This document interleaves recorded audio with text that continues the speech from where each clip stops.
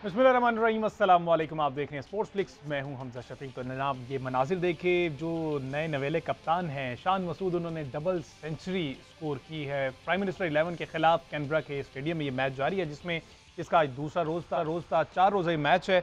391 run, 9 खिलाड़ी out पर शान मसूद ने इनिंग्स डिक्लेयर कर दी और इंडिविजुअली शान मसूद ने 201 रन की नॉट आउट इनिंग्स खेली है। उसके बाद प्राइम मिनिस्टर 11 उनकी टीम ने बारी ली, 149 रन बनाए, 2 खिलाड़ी उनके आउट हैं। तमाम तर सूरत पर बात करेंगे। इसके साथ साथ हमने बात करनी है HBL PSL 2024 जो कि नवा एडिशन है, उसमें प्लेयर्स ड्राफ्ट उसका आगाज हो गया और इस वक्त टोटल 485 इंटरनेशनल प्लेयर्स तमाम मिलाकर उन्होंने अपनी अवेलेबिलिटी जाहिर की है। अब इसमें से देखना यह है कि कितने खिलाड़ी पिक होते हैं, और जिसमें प्लैटिनम और डायमंड कैटेगरीज में जो उनको कैटेगराइज किया गया है प्लेयर्स को, उनके कुछ नाम सामने हैं, वो डिस्कस करना है। उसके साथ साथ नेशनल T20 जो कि सुपर 8 मरहला, जो अब इख्तिताम की जानिब ये टूर्नामेंट जारी है, जिसमें सुपर 4 टीम, जो कि अपेरेंटली अभी यही लग रहा है कि जिसमें लाहौर की दोनों टीम जो हैं वो बाहर होती हुई दिखाई दे रही हैं, और इसमें कराची, एबटाबाद, ये सारी टीमें इसमें आती हैं। उस पर फर्दर बात करने हमने।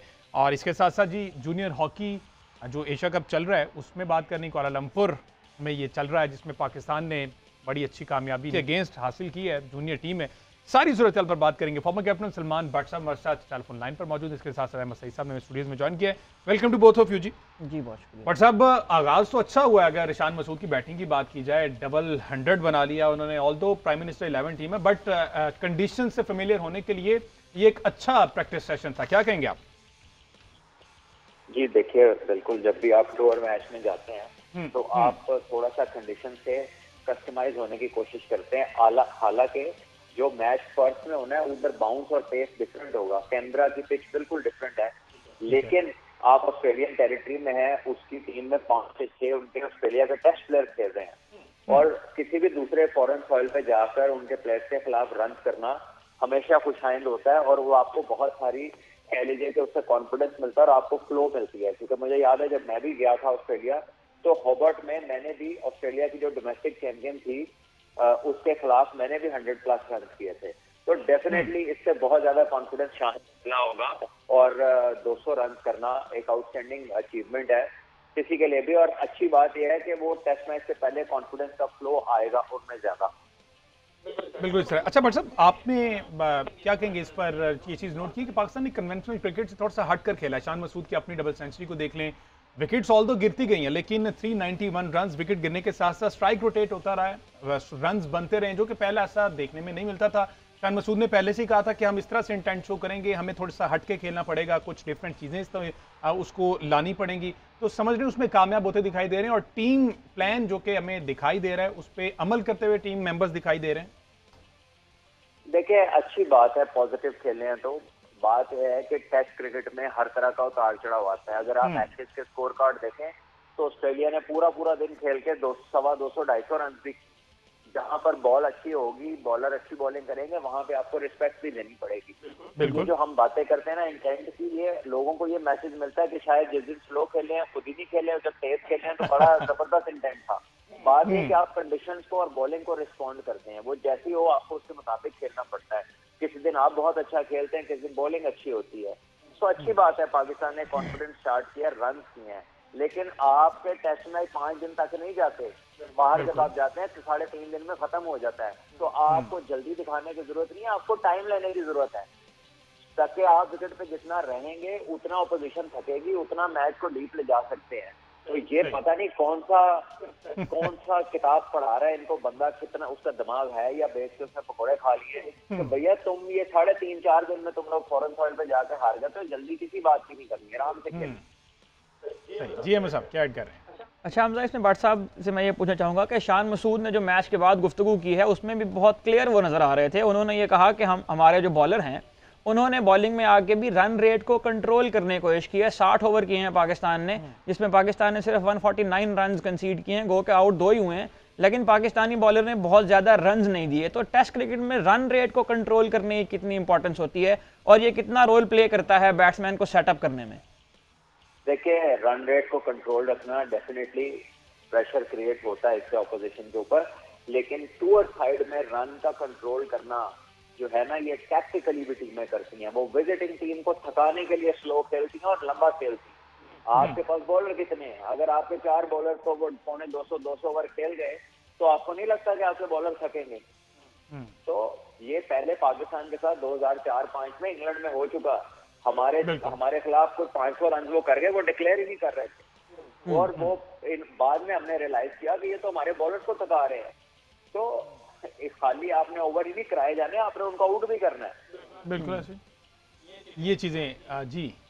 अच्छा हमजा, इसमें एक और बात भी अगर व्हाट्सएप रोशन डाल दें कि ये जो शान मसूद ने गुफ्तगू की उसमें उन्होंने ये भी कहा कि हम कोशिश करेंगे कि इस मैच का रिजल्ट ले आएँ और 2 दिन बाकी हैं अभी इस मैच में, तो ज़्यादा इंपॉर्टेंस किस बात की होनी चाहिए, रिजल्ट लाना चाहिए या प्रैक्टिस के ऊपर फोकस करना चाहिए?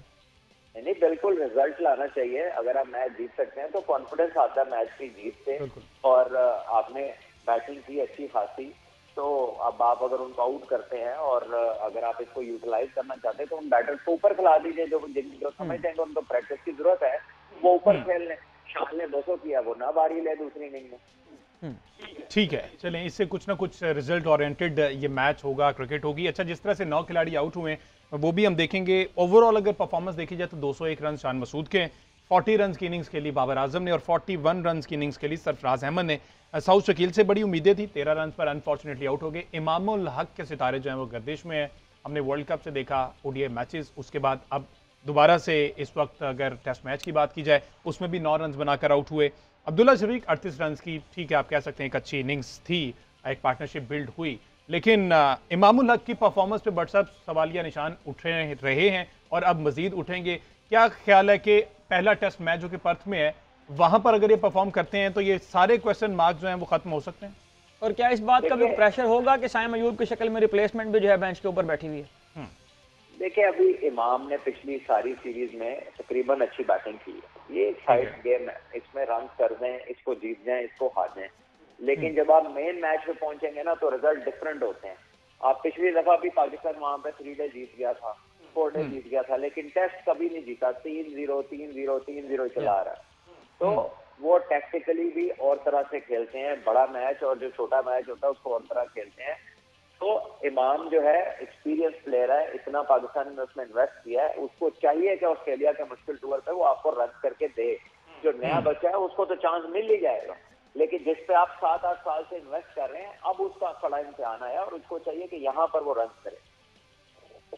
इमामुल हक के अगर ऑस्ट्रेलिया में रिकॉर्ड्स की बात करें तो उन्हें अब तक ऑस्ट्रेलिया में सिर्फ एक ही मैच खेले एडिलेड में, उसमें 2 इनिंग में वो 2 ही रन बना पाए थे। तो इमामुल हक के ऊपर इस हवाले से भी रिस्पॉन्सिबिलिटी है कि ऑस्ट्रेलिया में पहली बार परफॉर्म करने का उनके ऊपर प्रेशर है। चले, ये तो पता चल जाएगा। बहरहाल जी, जॉर्डन बकिंघम जो हैं बट साहब, इन्होंने 5 खिलाड़ी आउट किए, पाकिस्तान की बेस्ट 11 इस वक्त। ऑल्दो ये उस तरह से मैच नहीं, लेकिन फिर भी मोस्ट प्रोबेबली यही प्लेइंग 11 होगी पहले टेस्ट मैच में भी। तो उसमें 5 खिलाड़ियों को, एक टॉप ऑर्डर को इस तरह से डिस्ट्रॉय किया, जिससे इमामुल हक को आउट किया उन्होंने, बाबर आजम, उसके बाद सरफराज हैं, ये सारे जरा 5 खिलाड़ी दिखाएं किस तरह से आउट किए, मैं उस पर बात करते हैं। ये वो 5 खिलाड़ी थे आउट किए। बट साहब, आई डोंट नो कि आपने ये 5 खिलाड़ी जिस तरह से आउट हुए हैं या अभी देखें या पहले देखे होंगे, लेकिन इसमें से मैं बताता चलूं कि 3 जो हैं वो कॉट बिहाइंड हुए हैं और आमिर जमाल को उन्होंने थोड़ा सा शॉर्ट बॉल किया जिस पर वो उन्होंने फाइन लेग पे छोटा कैच दिया है, शॉर्ट फाइन लेग पे। जो 3 खिलाड़ी कॉट बिहाइंड हुए हैं, आप समझते हैं पेस से बीट हुए और इसी चीज़ का खतरा ऑस्ट्रेलिया में हमेशा से रहता है? हमजा, मेरी बात सुने, मैंने ये देखे हैं, सिवाय पहले विकेट के जो कि इमाम वाला बॉल स्विंग हुआ है, बाकी तो सारे गलत खेल के आउट हुए हैं। ये तो अल्लाह का शुक्र है कि वो पाकिस्तान में मैच नहीं था और बकिंघम जो है वो बॉलर वो पाकिस्तानी नहीं है, वरना पूरे मीडिया ने कहना था कि इसको टेस्ट खिला दो, इसने 5 आउट कर दिया। ऑस्ट्रेलिया में ऐसा नहीं होता ना, ये आपको उनके स्क्वाड में भी नजर नहीं आएगा। ये इसी तरह पहले माइकल हसी थे, हर टूर इन टीम के खिलाफ वो 100 करते थे, लेकिन उन्हें 16,000 रन करने के बाद उन्होंने टेस्ट टीम में डाला था। ना तो उनकी सिलेक्शन हमारी तरह के मेरिट्स पे होती है और ना वहाँ के अवाम पे कोई खाते में लाया जाता है कि कोई क्या कह रहा है। यहाँ पर तो कमाल है कि हम देखते हैं कि हमारे बहुत सारे आजकल एक्टिव हमारे मीडिया पर्सन जो हैं वो एक प्लेयर के लिए ऐसे कैंपेन कर रहे हैं कि इसको खिला दो, ना उन्हें पता है कि बाकी उससे ऊपर 4 बंदों के स्कोर हैं, इतना उन्हें पता है कि वो 4 बंदों का किसी का पता ही नहीं है। ये हाल है उनकी इंफॉर्मेशन का। तो शुक्र है कि ये बंदा पाकिस्तानी नहीं है, वरना इसका तो केस हाई फॉरवर्ड हो जाना था कि इसको टेस्ट खिला दो। अच्छा बट साहब, इस स्टेटमेंट से एग्री करेंगे आपने? लास्ट नाइट मुश्ताक अहमद साहब फरमा रहे थे कि इब्रार के साथ जाना फिंगर स्पिनर उस तरह से कारआमद नहीं, हेल्पफुल नहीं रहता ऑस्ट्रेलियन कंडीशंस में। एक प्रॉपर लेग स्पिनर से जाना चाहिए था, जिसमें उन्होंने यासिर शाह की एग्जांपल दी। समझते हैं ऐसा ऑस्ट्रेलियन कंडीशंस में होता है कि फिंगर स्पिनर वहां पर उतना कारआमद नहीं होता? देखिए, कोई भी स्पिनर उधर करामद होता है जो अच्छा स्पिनर होता है।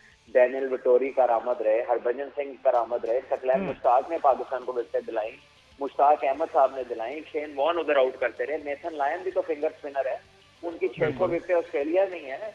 तो बात यह है कि हमने तो स्पिनरों की छेड़ डाली हुई है, स्पिन जिसका होता है वो स्पिनर होता है। तो हमारे तो जो हम तो कोई लेग स्पिनर लेकर ही नहीं गए वहां पर, और जो हमारी टीम में कोई ऑफ स्पिनर नहीं है, और हमारे दोनों स्पिनर कंसल्टेंट जो है वो दोनों ऑफ स्पिनर है। बिल्कुल ठीक है जी। दूसरा रोज था 149 फॉर 2 है प्राइम मिनिस्टर 11। अब थोड़ी सी बात कर लीजिए नेशनल T20 के हवाले से, जिसमें तकरीबन 4 टीमें जो हैं वो फाइनलाइज होती हुई दिखाई दे रही। 5 मैचेस कंप्लीट हो गए। जो टेबल है जी, अहमद साहब जरा बताएं उसमें टॉप जी हमजा, इसमें 5 मैचेस का राउंड जो है वो कंप्लीट हो चुका है। पेशावर की टीम है 5 मैचेस में 5 मैचेस उन्होंने विन किए, अनबीटन है अब तक 10 पॉइंट्स के साथ, और ये टीम क्वालिफाई कर चुकी है सेमीफाइनल के लिए। उसके बाद रावलपिंडी की टीम है 5 मैचेस में 8 पॉइंट्स उन्होंने हासिल किए हैं। एबटाबाद की टीम इस वक्त भी खेल रही है 5 मैचेस 6 पॉइंट्स, और कराची वाइट्स की टीम 5 मैचेस में 6 पॉइंट्स। लाहौर ब्लूज की टीम जो है वो 5वें नंबर पर है, 5 मैचेस के बाद 4 पॉइंट्स उन्हें हासिल किए, और अगर अगले 2 मैच जीतते हैं तो हो सकता है कि ये भी कंटेंशन में आ जाए। सियालकोट, फाटा और लाहौर वाइट्स के लिए टूर्नामेंट तकरीबन ये लग रहा है कि ये वाइंड अप हो चुका है। अच्छा, और आज किन किन के मैचेस? जी हाँ, इस वक्त एबटाबाद की टीम जो है वो मध्य मुकाबिल है लाहौर वाइट्स की टीम के अगेंस्ट। एबटाबाद की टीम का पहला खिलाड़ी जो है वो भट्ट साहब, चूंकि वहाँ मौजूद होंगे, मेरा ख्याल है वो इसके ऊपर रोशनी डाल दें। भट्ट साहब, ये जो पार्टनरशिप लगी आज कामरान गुलाम की और सज्जाद अली की, इसको किस तरह से आप देखेंगे फखर जमान के पहले आउट होने के बाद? देखिए, बहुत ही आउटस्टैंडिंग पार्टनरशिप थी, और दोनों ने एक ने 91 रन की इनिंग खेली, दूसरे ने 87 रन की, और तकरीबन 170-80 के स्ट्राइक रेट से दोनों खेले। तो ये बहुत ही आउटस्टैंडिंग पार्टनरशिप थी। और लाहौर की जो टीम है, जिसमें नाम तो बड़े बड़े हैं और उनकी कैंपेन्स भी चल रही हैं, लेकिन उसका रिजल्ट ये है कि अभी तक 1 मैच जीती है ये टीम, और 4 मैच ये हारी है। और अगर आज ये हारी, वैसे तो अभी भी इनकी वापसी कंफर्म है, और आज हारेंगे तो शायद कह लीजिए कि वो मोहर ही लगे उस बात के ऊपर। तो बाकी जो केपी से टैलेंट का फ्लो है उसकी तारीफ करनी पड़ेगी। पेशावर शानदार खेल रही है, एबटाबाद की टीम बहुत अच्छा खेल रही है, पिंडी की टीम बड़ी अच्छी क्रिकेट खेल रहे हैं, और इनके बाद फिर कराची वाइट, लाहौर की दूसरी टीम जो है ब्लूज, अगर वो आज रात को मैच जीतती है तो शायद वो अपनी विंडो ओपन रख सके, लेकिन अगर आज वो भी हार गई तो लाहौर की दोनों टीमें बाहर होंगी। तो ये एक बड़ी इंटरेस्टिंग सूरत हाल बनी इस वक्त नेशनल T20 में। अब थोड़ी सी बात कर ली जाए जी HBL PSL 2024 जो कि नवा एडिशन है PSL का, उसमें जो प्लेयर्स ड्राफ्ट है, अब वो मेरे ख्याल जितने 485 प्लेयर्स ऐसे जिन्होंने रजिस्ट्रेशन करवाई है, उसमें बहुत बड़े बड़े नाम भी शामिल हैं, और कुछ ऐसे नाम भी हैं जिनको अपने मुल्क में क्रिकेट कम खेलने को मिलती है, लेकिन वो PSL में आकर परफॉर्म करके लाइमलाइट में आ सकते हैं। और इसकी बहुत बड़ी एग्जाम्पल हमने बहुत से ऐसे प्लेयर है, डेविड वीज़ा जिनको वापस नमीबिया में रखा गया, और ऐसे बहुत से और भी प्लेयर हैं। आकिब कुरैशी ने मैं ज्वाइन कर लिया है, स्पोर्ट्स जर्नलिस्ट है हमारे। आकिब, कौन कौन से ऐसे नाम हैं? और मेरा ख्याल अभी तक प्लैटिनम और डायमंड कैटेगरी के वो जो प्लेयर्स हैं उनके नाम सामने आए हैं, बाकी कैटेगरीज अभी सिल्वर रहती है और दीगर जो आने हैं, इसकी क्या सूरत हाल है? जी बिल्कुल हमजा, देखें 13 दिसंबर को जो है ड्राफ्टिंग होनी है पाकिस्तान सुपर लीग के 9वें एडिशन के लिए, और इस ड्राफ्टिंग के लिए 22 ममालिक के 485 खिलाड़ियों ने जो है वो रजिस्ट्रेशन करवा ली है, जिसमें कई नाम ऐसे हैं कि जो पहले भी खेल चुके हैं, और कई नाम ऐसे हैं जिसको शायकीन जो है अपने सामने खेलते देखना चाहते हैं। 46 खिलाड़ियों ने प्लैटिनम कैटेगरी में रजिस्ट्रेशन करवाई है, जबकि 76 खिलाड़ियों ने डायमंड कैटेगरी में। जो आपने सिल्वर की बात की है वो अभी क्योंकि ट्रांसफॉर्मेशन जारी है, अभी कुछ देर पहले जो है शान मसूद, जब हमने कुछ दिन पहले बताया था इस प्लेटफॉर्म से कि शान मसूद कराची किंग्स में जा रहे हैं, तो अब ऑफिशियल हो गया है कि अब जो हमारे टेस्ट कैप्टन है शान मसूद, वो कराची किंग्स में चले गए हैं, और कराची किंग्स से फैसल अकरम जो कि लेफ्ट आर्म रिस्ट स्पिनर हैं, वो मुल्तान सुल्तान में चले गए। तो दोनों टीमों के दरमियान जो है वो फ्रेंचाइज के दौरान ट्रेड हुई है। उसके साथ मुल्तान सुल्तान ने फैसल अकरम, ये क्लियर कर दें जरा, कप्तान बतौर कप्तान ही जा रहे हैं? जी बिल्कुल, शान मसूद बिल्कुल कप्तान के तौर पर जाएंगे, क्योंकि शुएब मलिक वहाँ पे हैं। मेरे ट्रैक के मुताबिक हमारी कुछ अभी पहले शुएब मलिक से भी बात हुई थी, तो वो शुएब मलिक जो है कप्तानी में बिल्कुल दिलचस्पी नहीं रखते, और उनका यही कहना था कि यार मैं क्रिकेट की तरफ खेलने आया हूँ, और वो जिस तरह नेशनल T20 में परफॉर्मेंस दे रहे हैं, तो वो यकीनन चीफ सेलेक्टर साहब के जो दरवाजा है उस पर दस्तखत दे रहे हैं कि भाई मुझे T20 वर्ल्ड कप में शामिल कर लें। और अभी इससे कुछ देर पहले वहाब रियाज ने मीडिया से गुफ्तगू की है, और उनसे शुएब मलिक के बारे में भी सवाल हुआ था, तो वहाब रियाज ने उन पर बड़ा एक पॉजिटिव जवाब दिया था क्योंकि शोएब मलिक एक ऐसा इम्पैक्ट प्लेयर है जो कि हर वक्त क्रिकेट खेलता रहता है, क्रिकेट की बात करता है। तो हमारे लिए किसी के दरवाजे बंद नहीं है। उन्होंने ये भी कह दिया कि शोएब मलिक की एक 50 जो है कई ऐसे प्लेयर्स से 4 50 उससे बेहतर है जो 4 मुसलसल 50 बना रहे हैं। तो अब वो उन्होंने ये इशारा यकीनन जो है अहमद शहजाद की तरफ किया है, क्योंकि जब गुज़श्ता 3-4 दिन पहले जो है वहाँ पे ने प्रेस कॉन्फ्रेंस की थी, उसमें उन्होंने कैटेगरी किया था कि अगर तो अहमद शहजाद की मुसलसल फॉर्म लगी है, लेकिन पिछले 3 सालों में देखें तो इस तरह की कोई एक्स्ट्रा ऑर्डिनरी परफॉर्मेंस नहीं है कि उनको टीम में शामिल किया जाए। तो वहाब रियाज का जो वोट है वो शोएब मलिक के हक में चला गया है, और शोएब मलिक जो है इस वक्त नौजवान जो यंगस्टर्स हैं उसके लिए एक एग्जाम्पल भी सेट करते हैं अपनी फिजीक की वजह से, अपनी एक्सरसाइज की वजह से और अपनी जो क्रिकेट की वजह से। तो यकीनन जितना का वहाब रियाज ने आज इम्पैक्ट डाला है, जवाब दिया है, तो शोएब मलिक के चांसेस हैं कि वो आ जाएं।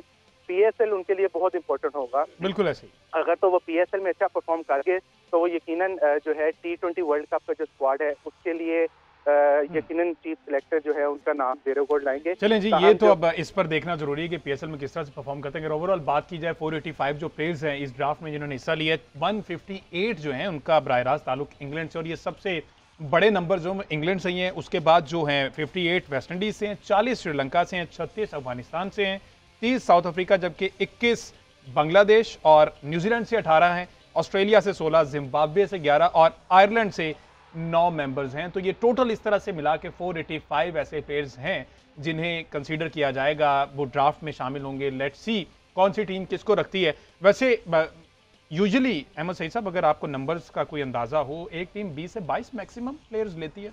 जी हमजा, इसमें यह है कि टोटल जो टीम बनती है वो तो 15 प्लेयर्स की बनती है, 22 प्लेयर्स का आप जो है वो स्क्वाड्स में ले सकते हैं। लेकिन इसमें खास बात यह है कि ये जो 485 का फिगर है ये पीएसएल की हिस्ट्री का सबसे बड़ा फिगर है। इस बार सबसे ज़्यादा प्लेयर्स ने रिकॉर्ड बन गया है, ये 485 प्लेयर जो है वो रजिस्टर्ड हुए हैं। यानी 485 प्लेयर दुनिया में इस वक्त ऐसे हैं जो पाकिस्तान में आके क्रिकेट खेलना चाहते हैं, और ये एक मैसिव फिगर है।